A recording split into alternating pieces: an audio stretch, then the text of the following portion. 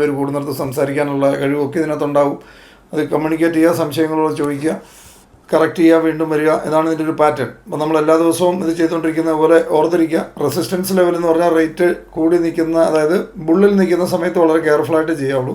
10% കൂടുതൽ ഉപയോഗിക്കാതിരിക്കുക. മാർക്കറ്റ് വല്ലാതെ കയറി നിൽക്കുന്ന സമയത്ത് റെസിസ്റ്റൻസ് ലെവൽ തന്നിട്ടുണ്ടാവും.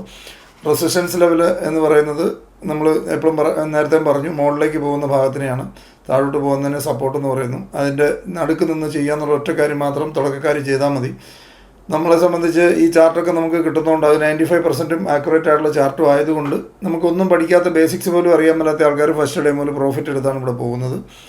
ഗ്രാജുവലി നമുക്ക് പഠിച്ചു വരാൻ പറ്റിയ സിഗ്നലൊക്കെ നോക്കി ചെയ്യാൻ പറ്റുന്ന ലെവലിലേക്ക് എത്തിക്കഴിഞ്ഞാൽ നമുക്ക് ഇഷ്ടമുള്ള കോയിൻ ചെയ്യാം. തുടക്കക്കാർക്ക് ഇത് വരാതിരിക്കാൻ വേണ്ടിയാണ് 2 കോയിൻ മാത്രം പറയുന്നത്. എല്ലാ കോയിനും നമ്മൾ പച്ചക്കറി കടയിൽ ചെന്നിട്ട് പച്ചക്കറി മേടിക്കുന്ന കണ്ണിൽ കാണുന്ന കോയിൻ എല്ലാം മേടിച്ച് കഴിഞ്ഞാൽ ഇതിനൊക്കെ ആവറേജ് ചെയ്യാനായിട്ട് പൈസ ഉണ്ടാവണം.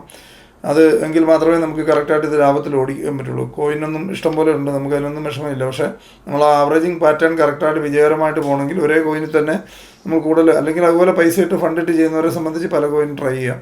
ഏറ്റവും സേഫ് ഇവിടെ കൊടുക്കുന്നത് തന്നെയാണ്. അത് കഴിഞ്ഞിട്ട് നമുക്ക് ഇതൊന്ന് മനസ്സിലാക്കിയതിന് ശേഷം സ്വന്തമായിട്ട് നമുക്ക് നോക്കി മനസ്സിലാക്കാനായിട്ട് പറ്റുന്ന ലെവലിലെത്തി കഴിയുമ്പോൾ ഇഷ്ടമുള്ള കോയിൻ ചെയ്യാം.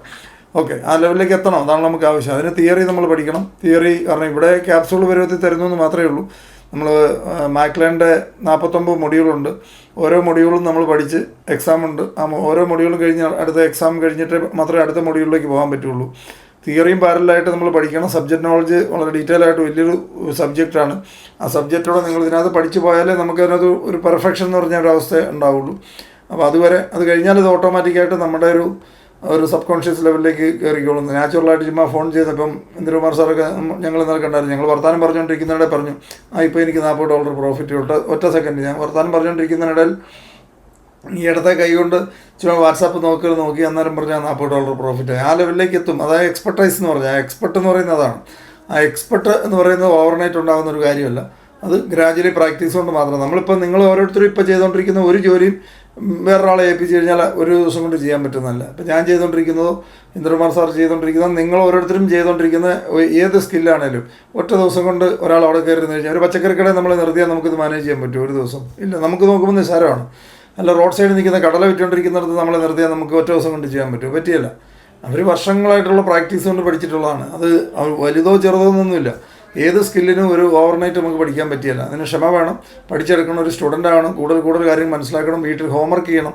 ഹോംവർക്ക് എന്ന് പറഞ്ഞാൽ നമ്മൾ കുറച്ച് സമയം ഫ്രീ ടൈം നോക്കി നമ്മളിതൊക്കെ പഠിച്ചെടുക്കാനായിട്ട് പഠിക്കുക, വായിക്കുക, പഠിക്കുക, വീഡിയോ കാണുക, ഇതൊക്കെ നമ്മൾ ചെയ്ത് പഠിച്ചെടുക്കാൻ തീരുമാനിച്ചാൽ പഠിച്ചെടുക്കുക. എന്തായാലും ഒരു കാര്യം ഉറപ്പാണ്, ഇത്ര സിമ്പിളായിട്ട് ചെയ്യാൻ പറ്റുന്ന ഒരു ബിസിനസ്സും ഇത്ര റിസ്ക് ഫ്രീ എന്ന് പറഞ്ഞാൽ പുറത്ത് ട്രേഡിംഗ് എന്ന് പറഞ്ഞിട്ട് ആരോട് പറഞ്ഞാലും ഹൈ റിസ്ക് സംഭവത്തിന് നമ്മുടെ ഇവിടെ വന്നിരിക്കുന്ന ഈ കഴിഞ്ഞ 5-6 മാസത്തിനിടെ നോട്ട് ഈവൻ സിംഗിൾ കേസ് ഫ്ലോപ്പില്ല. അത് നമുക്ക് അഭിമാനത്തോടെ പറയാം. ഒരാൾക്ക് പോലും പൈസ നഷ്ടപ്പെട്ടില്ല. അത് കഴിഞ്ഞിട്ടല്ലേ ലാഭത്തിനെ കുറിച്ച് പറയുന്നത്. ഈ ആൾക്കാർ നമ്മുടെ നാട്ടിൽ സംസാരിച്ചു കഴിഞ്ഞാൽ ജീവിതത്തിൽ ഏതെങ്കിലും സമയത്ത് ഇഷ്ടംപോലെ എവിടെയെങ്കിലും കൊണ്ടുപോയിട്ട് പൈസ കളഞ്ഞവരാണ് മിക്കവാറും ആൾക്കാർ. ഒന്നെങ്കിൽ റിയൽ എസ്റ്റേറ്റ് ആയിരിക്കും, അല്ലെങ്കിൽ ഷെയറിലായിരിക്കും, അല്ലെങ്കിൽ ഇവിടെ ആയിരിക്കും. എവിടെയെങ്കിലും കൊണ്ട് പൈസ ഇട്ട് കളഞ്ഞവരായിരിക്കും. ഒരുമാതിരിപ്പെട്ടവർ ശ്രമിക്കുന്നവർ, ഒന്നും ശ്രമിക്കാത്ത, ജീവിതത്തിലൊന്നും ചെയ്യാത്ത ആൾക്കാർക്കൊരു ലോസും വന്നിട്ടുണ്ടാവില്ല എന്ന് വേണേൽ പറയുന്നവർ കാണുമായിരിക്കും. അതാണ് ഏറ്റവും വലിയ ലോസ്. അത് ഒന്നും ട്രൈ ചെയ്യാതെ ഒന്നും കളയാതിരുന്നു എന്നുള്ളതിനെ കുറിച്ചല്ല, ഒന്നും ചെയ്യാതിരുന്നതാണ് ഏറ്റവും വലിയ ലോസ് എന്ന് പറഞ്ഞാൽ. ഏറ്റവും വലിയ നമ്മൾ പൊതുവേ നമ്മുടെ സമൂഹത്തിൽ പല ആൾക്കാരും പറയുന്നത് ഞാനൊന്നും കളഞ്ഞിട്ടില്ല എന്ന് വളരെ അഭിമാനത്തോടെ പറയുന്ന ആൾക്കാരെ ഇഷ്ടം പോലെ നിങ്ങൾക്ക് കാണാൻ പറ്റും. നമ്മുടെ അപ്പനും അമ്മ എന്താണെന്നൊന്നും കളഞ്ഞിട്ടില്ല. ഒന്നും കളയാത്തത് ഒന്നും ചെയ്യാത്തത് കൊണ്ടാണ്. ചെയ്ത ആൾക്കാർക്ക് മുഴുവനും ഒരിക്കൽ കളഞ്ഞിട്ടുണ്ടാവും. കളഞ്ഞതിന് ശേഷം അതിനകത്ത് നിന്ന് കറക്റ്റ് ചെയ്ത് പ്രാക്ടീസ് ചെയ്ത് കറക്റ്റ് ചെയ്തിട്ട് കയറി വരുന്നവരാണ് സക്സസ് ആകുന്നത്. അല്ലാതെ ഒന്നും ചെയ്യാതിരിക്കുന്നവരല്ല. ഒന്നും ചെയ്യാതിരിക്കുക എന്ന് പറഞ്ഞാൽ ഫെയിലിയറാണ്.